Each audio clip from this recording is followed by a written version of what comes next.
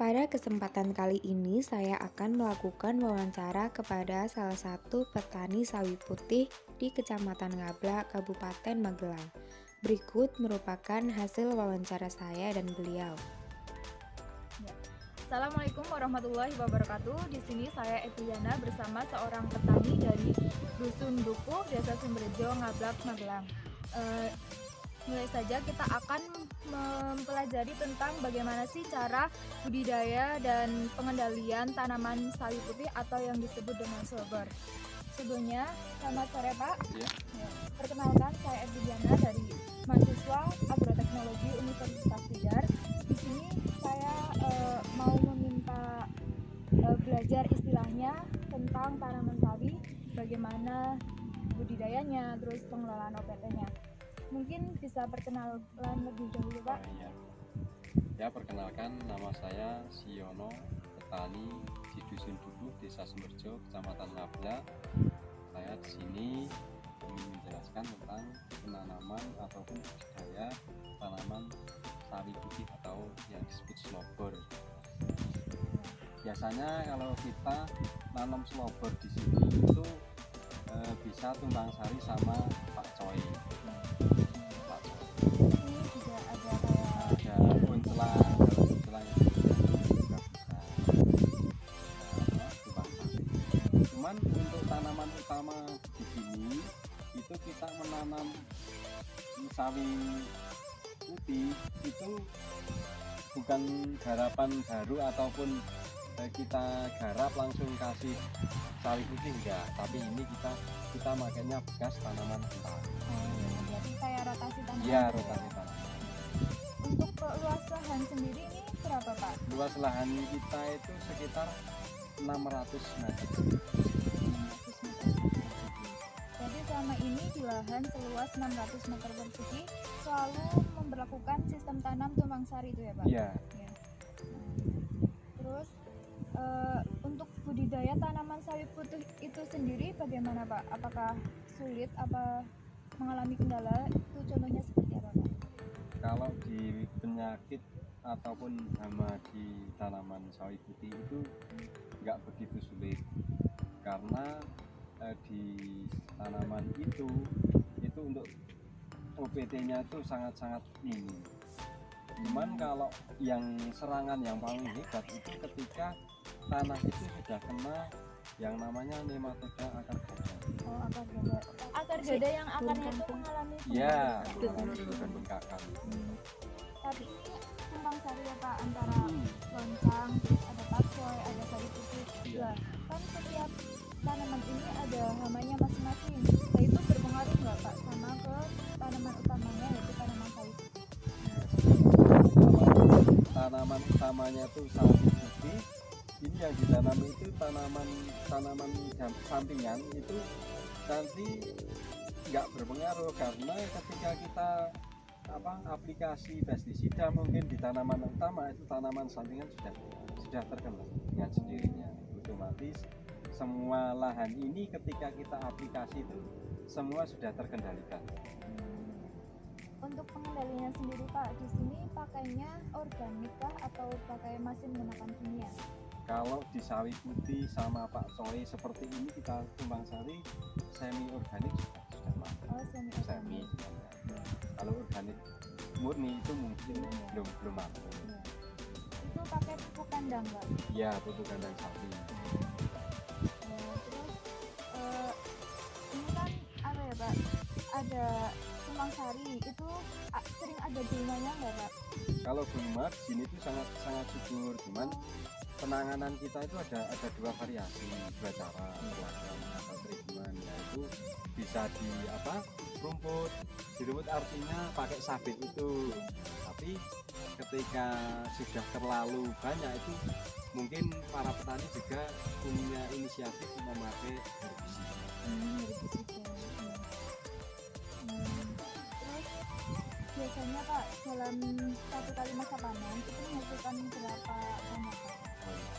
Kalau 600 meter persegi segini itu kita rata-rata itu kalau sawi itu tanamnya serempak.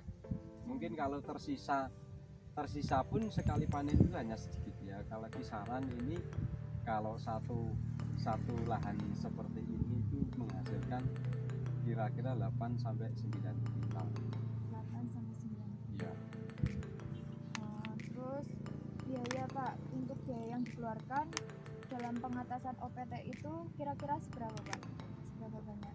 Kalau untuk mengatasi OPT-nya di tanaman sawi itu sangat minim, karena sawi itu katakanlah kalau kita aplikasi 3 kali sampai 4 kali satu musim itu sudah bebas dari OPT.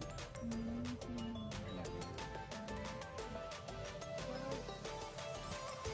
Dampak terhadap serangan OPT terhadap hasilnya itu apa sangat berpengaruh, terus ke tanamannya bagaimana dan ke lingkungannya itu gimana Pak? Ke tanahnya mungkin kan kalau misalnya akar dada itu kan di tanah ya Pak, itu kan kayak bisa menimbulkan bekasnya, hal itu berpengaruh nggak ke tanah untuk tanam selanjutnya?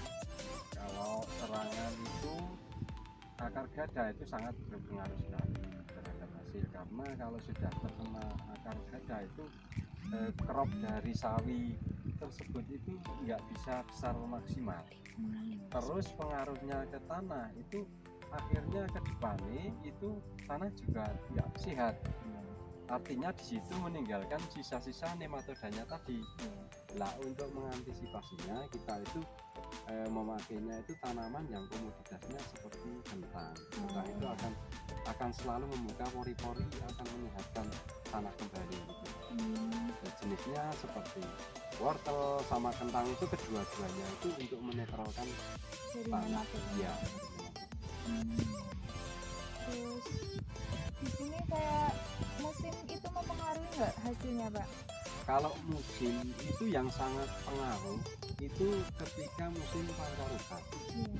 Kalau musim pancaroba itu yang namanya penyakit apa itu lodok itu bisa dikatakan menguning, daun menguning rata itu kalau pas pada saat turun hujan pertama kali.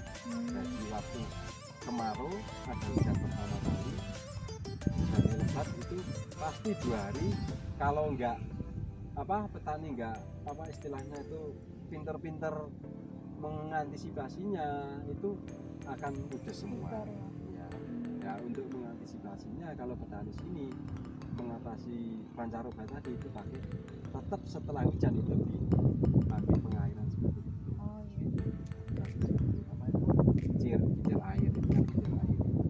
Kalau diairi setelah hujan diairi nggak ada perubahan dari daun tersebut. Jadi kalau malah musim hujan di tengah-tengah itu nggak apa-apa ya Pak? Nggak apa-apa, malah normal kehidupan ataupun pertumbuhannya juga normal. Terus ini kan sudah beberapa kali tanam gitu Pak. Ya. Nah, kan ada kendala mungkin karena serangan OPT-nya, terus karena mungkin cuaca. Itu apakah ada pencatatan kembali untuk evaluasi penanaman selanjutnya? Sebenarnya kalau petani di sini itu seperti kita untuk sawi, untuk pakcoy itu nggak pernah kita mencatat. Bahkan semua petani pun kalau di sini itu pakainya cuma feeling. Iya, feeling aja. Udah Pak, mungkin cukup sekian dari saya. Semoga ilmunya dapat bermanfaat bagi saya terutama dan bagi teman-teman yang lain. Amin. Semoga hasil panennya selalu melimpah, diberikan rezeki yang banyak Pak. Amin. Mungkin cukup sekian wawancara dengan petani. Kurang lebihnya saya mohon maaf. Wassalamualaikum warahmatullahi wabarakatuh. Berikut merupakan salah satu hama dari sawi putih yaitu siput. Siput ini dapat mengakibatkan daun tanaman sawi putih menjadi bolong-bolong.